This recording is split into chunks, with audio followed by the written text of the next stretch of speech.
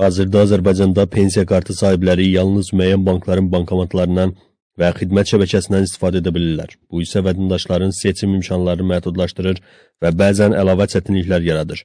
Lakin son dövrlər bu sistemin dəyişdirilməsi, pensiya və müavinətlərin ödənişi zamanı vətəndaşlara istədikləri bankı seçmə hüququnun verilməsi istiqamətində müzakirələr aparılır. Maraqlıdır, bu dəyişiklik baş verərsə, əlavə xidmət haqqı, yəni komissiya tutulacaqmı?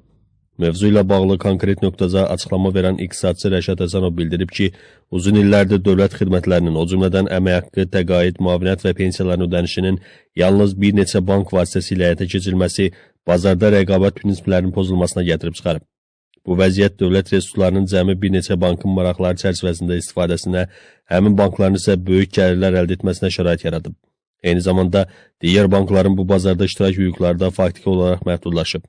Ekspertin sözlərinə görə artıq bu sayədə dəyişikliklərlə bağlı işlər gedir və vətəndaşlara pensiya, əmək haqqı və sosial müavinətlərini istədikləri bank vasitəsilə almaq imkanı yaradılması istiqamətində addımlar atılır. Gözləniləndir ki, vətəndaşlara pensiyasını hansı bankdan almaqla bağlı seçim hüququ tanınsın. Bu həm bazar iqtisadiyyatı baxımından müsbət addımdır, həm də digər bankların bu sahəyə marağını artıracaq. Həsənov qeyd edib ki, bütün bankların bu sistemə qoşulması bir qədər zaman tələb edə bilər. Çünki onların infrastruktur imkanları fərqlidir. Pensiyaçıların əksəriyyəti isə vəsaitlərini dərhal nağdlaşdırmağa üstünlük verdiyindən bankomat şəbəkəsinin genişliyi bu seçimi müəyyən edəcək əsas amillərdən biri olacaq. Ekspert onda istisna etmir ki, vətəndaş öz pensiyasını dövlətin təyin etdiyi bankdan deyil, fərqli bankdan almaq istədikdə müəyyən komissiya haqqı tətbiq olunur.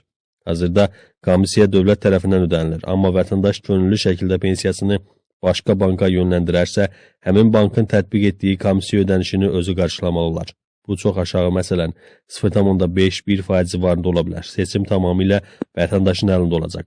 Beləliklə, yaxın dövrdə pensiya kartları sayəsində vətəndaşlara daha geniş seçim imkanı verilməsi, eyni zamanda bu prosesin elektron qaydada bankların platformaları üzərindən həyata keçirilməsi planlaşdırılır.